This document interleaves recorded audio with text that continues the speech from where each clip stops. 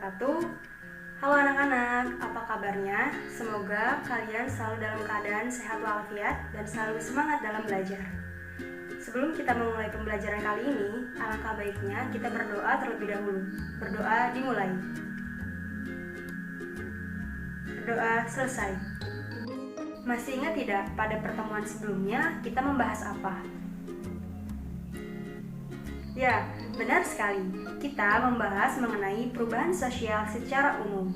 Perubahan sosial secara umum adalah sebuah proses perubahan yang terjadi di masyarakat yang meliputi perubahan nilai, perubahan sosial, perubahan perilaku individu, perilaku masyarakat atau organisasi, dan juga perubahan tatanan masyarakat yang mempengaruhi wewenang dan juga kebijakan.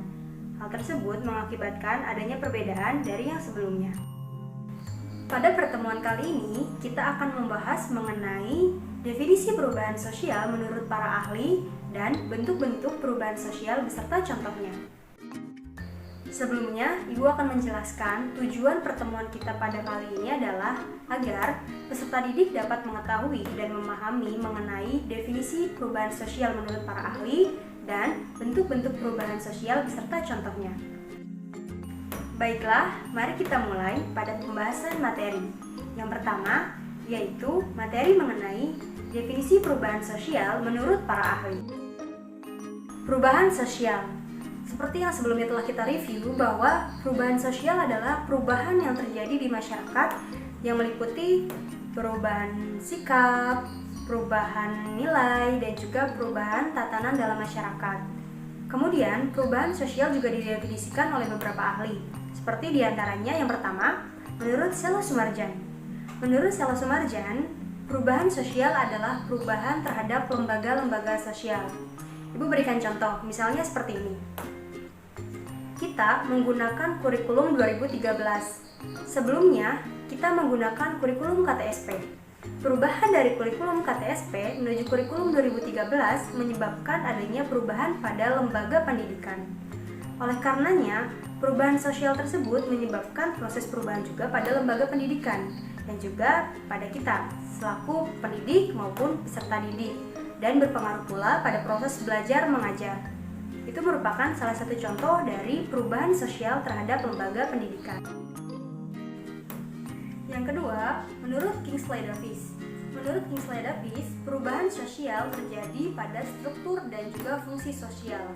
Struktur dapat diartikan sebagai susunan dalam masyarakat dan fungsi dapat diartikan sebagai peran di dalam masyarakat.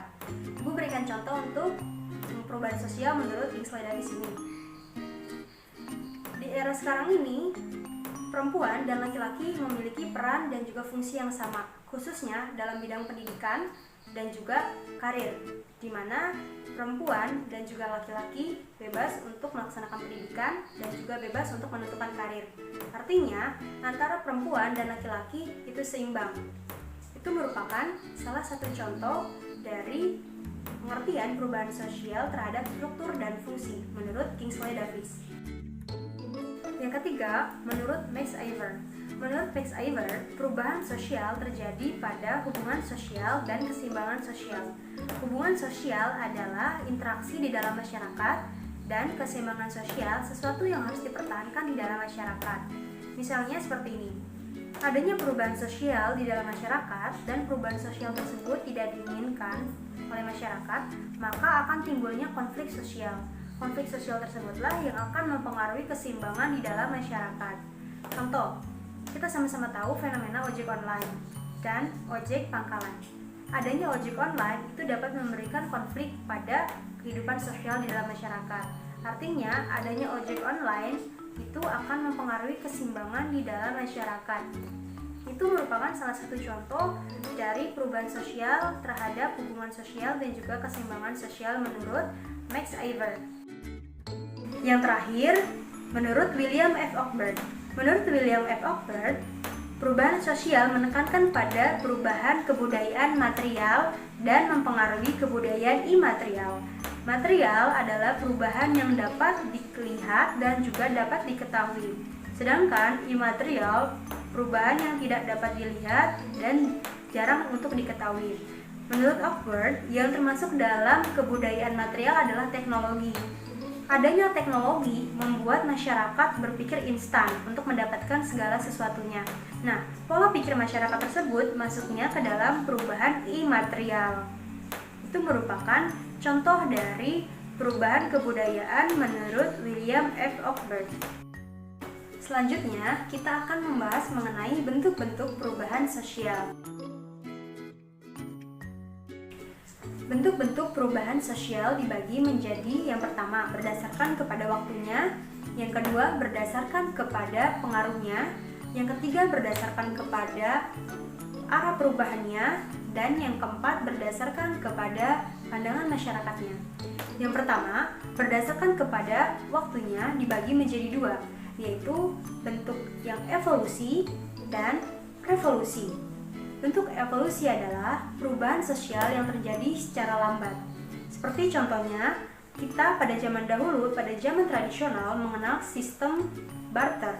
Kemudian, beriringnya zaman berganti menjadi sistem uang dengan uang, dan hingga saat ini kita mengenal adanya sistem transaksi online. Hal tersebut terjadi secara lambat dan tidak instan. Kemudian, ada revolusi, yaitu perubahan secara cepat. Seperti contohnya revolusi industri di Inggris. Adanya revolusi di Inggris menyebabkan banyaknya pabrik yang dibuat. Zaman dahulu kita menggunakan tenaga manusia, namun beriringnya zaman hadir teknologi dan mempengaruhi penggunaan dari manusia. Itu merupakan contoh dari revolusi. Yang kedua, berdasarkan kepada pengaruhnya. Ada besar dan kecil.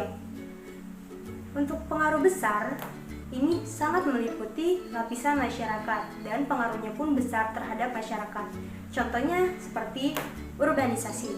Dengan adanya urbanisasi akan memunculkan kemacetan, kemudian banyaknya pengangguran, dan adanya kesenjangan di dalam masyarakat.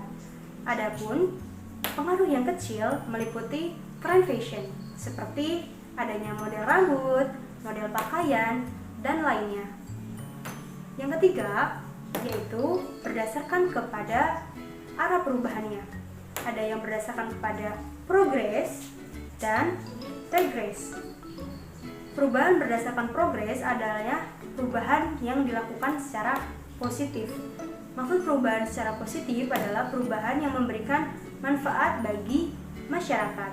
Contoh perubahan progres adalah adanya kebijakan sekolah gratis mulai dari SD sampai dengan SMA. Dan contoh perubahan regres adalah sesuatu yang tidak diinginkan di dalam masyarakat. Perubahan yang tidak diinginkan di dalam masyarakat ini contohnya hadirnya teknologi merupakan perubahan yang memang positif. Namun dengan adanya teknologi maka menimbulkan banyaknya media sosial. Dengan adanya media sosial tersebut menimbulkan beberapa masalah sosial seperti adanya berita hoax, adanya prostitusi online, adanya perjudian online, dan lain-lainnya. Dan yang terakhir adalah berdasarkan kepada pandangan masyarakatnya. Ada perubahan yang dikehendaki dan perubahan yang tidak dikehendaki. Contoh perubahan yang dikehendaki adanya perubahan yang terjadi di dalam masyarakat yang sebelumnya sudah direncanakan oleh masyarakat.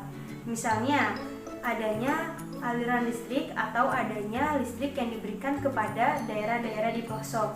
Itu merupakan contoh proses perubahan secara positif atau proses perubahan yang dikehendaki dan direncanakan. Dan yang tidak dikehendaki, misalnya adanya PHK akibat adanya krisis moneter. Itu merupakan bentuk-bentuk perubahan sosial yang ada di dalam masyarakat. Baiklah anak-anak, kita cukupkan pertemuan kita kali ini dan kita tutup pembelajaran kali ini dengan mengucapkan hamdalah bersama-sama. Alhamdulillahirobbilalamin. Semoga pembelajaran kali ini bisa memberikan manfaat untuk kita semua. Tetap semangat dan jangan lupa untuk belajar. Semoga kita dapat berjumpa di pertemuan selanjutnya. Wassalamualaikum warahmatullahi wabarakatuh.